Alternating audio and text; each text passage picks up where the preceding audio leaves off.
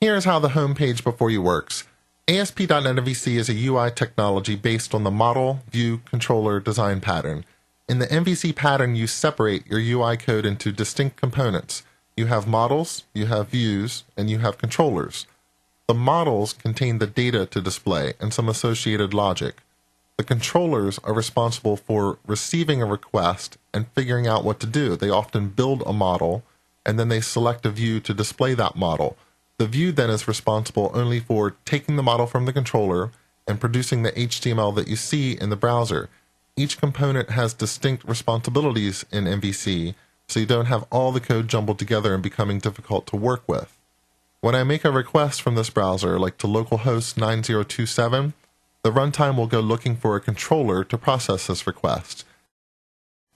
And in MVC, that is part of the routing logic.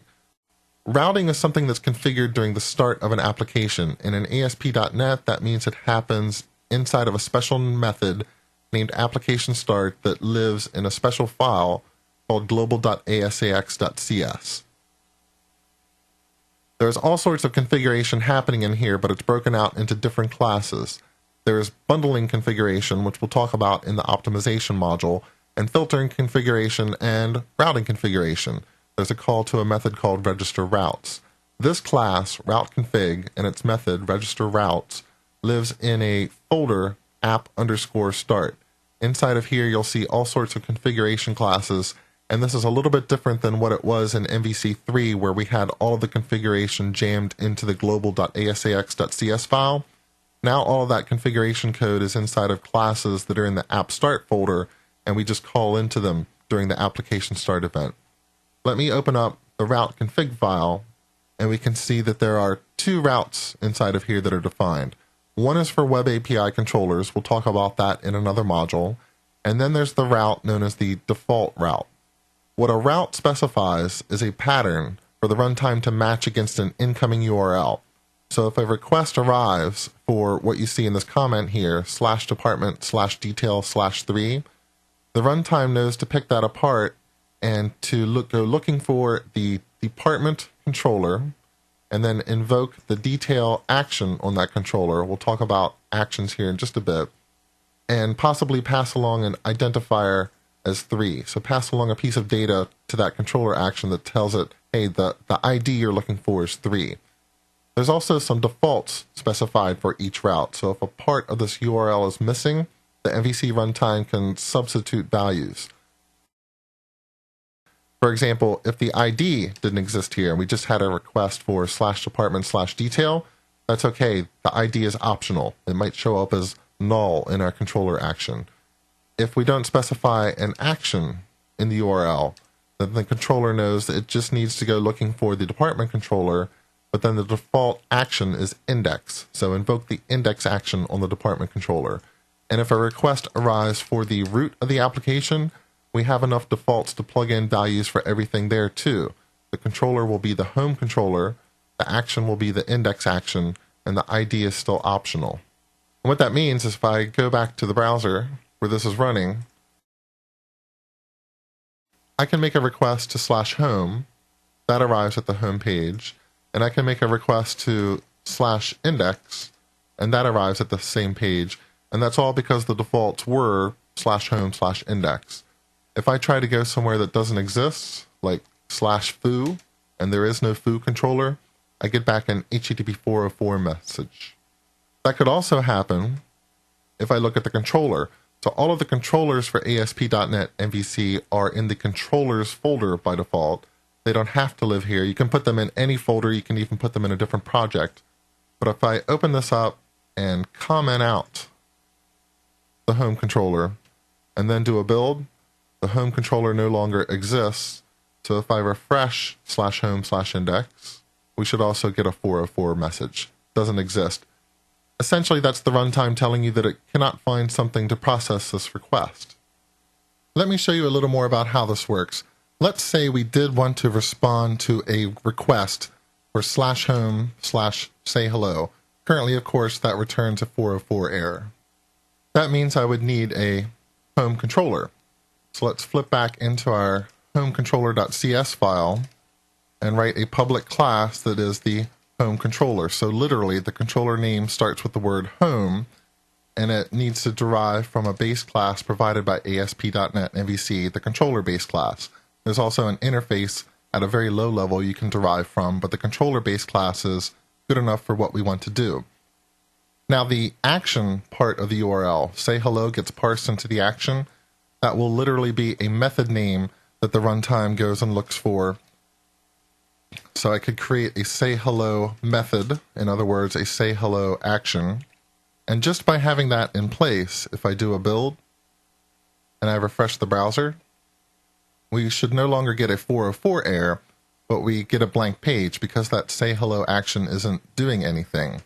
I could have the say hello action do something like return a string, just return a string, hello world.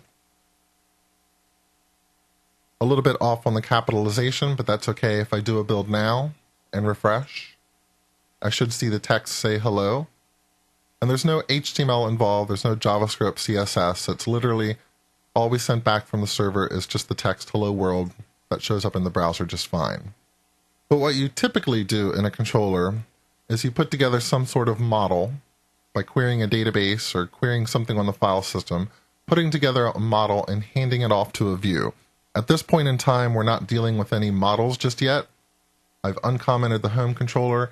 You can see all we do in the index action is just set a message in this property called viewBag and say return view.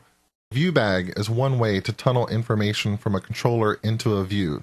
Every view has access to viewBag. It can pull out things like the message. We'll see that in just a second. Return view is just a fancy way of saying the next thing that I want to do is I want you, dear MVC runtime, to render a view for me. But which view? It's going to be what we call the conventional view for this particular controller action. In every ASP.NET MVC project, you will have a views folder. By default, that is where your views live. If you have a home controller, then the default view for the index action of the home controller will be a view that lives in the home folder under views, and it's called index. So you can see there's a naming convention in play. If I were to rename this as index 2 or index 3, the MVC runtime wouldn't be able to find it unless I went in and explicitly told it, well, the view that you should use is index 3. But in this case, I'm really just want the default view, which is the index view. I could specify it explicitly there. By putting everything back together like this, we should be able to get the home page that we saw earlier again. Of course, I need to remove the say hello part so that we go to the index action. And there's our home page. Let's look at this view. This view, under the views folder, consists of most of the HTML that you see there on the screen, and you can see that it includes a viewBag title, viewBag message. The title was actually set up here. This is a Razor view. It has a CSHTML extension. Razor views are just a way to intermingle HTML markup and C# code. Wherever you see an @ sign, that is usually the beginning of a C# expression. Of course, you can also have literal @ signs. If you escape it, that would be displaying @viewbag.title literally in the browser, but we want it to display the result of evaluating the C# expression, which is to display viewbag.title. You can see it's really quite clever about knowing when you have C# code and then transitioning back into markup mode. In fact, viewbag.title, this extra dot here, would normally be a compiler error if that was in a C# file. But in Razor, it's smart enough to figure out that, well, that doesn't make sense as an expression. You must literally want to display a period here after the title. So Razor's pretty sharp about that.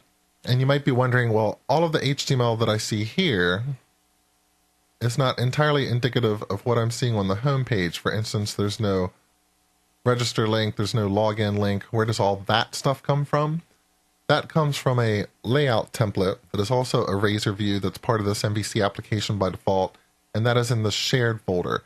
Any view that you put in the shared folder is available to all controllers anywhere, and this is typically where you find the layout view.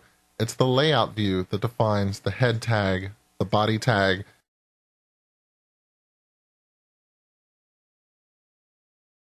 It's the layout view that is rendering those links in the menu at the top of the page, the home link, the about link, the contact link, and it is the place where you call render body in this view where index.cshtml will appear. When your home controller says render the index view, then everything that you see inside of here that's not in a section will be rendered when the layout view calls render body.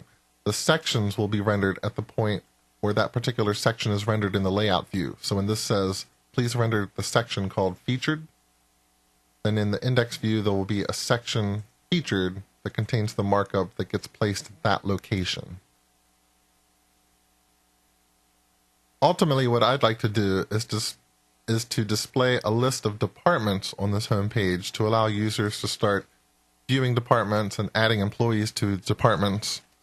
So let's just call this the Department Manager page, and I'm going to delete all of the other markup that was inside of here. And if I refresh the browser, we should see those changes reflected here. Now my index view just shows the markup Department Manager. Everything else that you see here, the copyright, the obligatory link to Facebook and Twitter, those are all part of the layout view. I could go into the layout view and change that stuff too. But now you've seen that we have a controller that responds to /home/index, or just /home, or just / to the root of the URL. It's not putting together a model yet. We don't need this viewbag.message anymore. And it's rendering what we call the conventional view, which is the view that has the same name as this action on the controller. So the index action of the home controller. And what I'd like to do next is have this index action get a list of all the departments that are going to be in my database and hand that off to the view so that the view can display the departments in a list here. And to do that, we'll need to get set up with a database.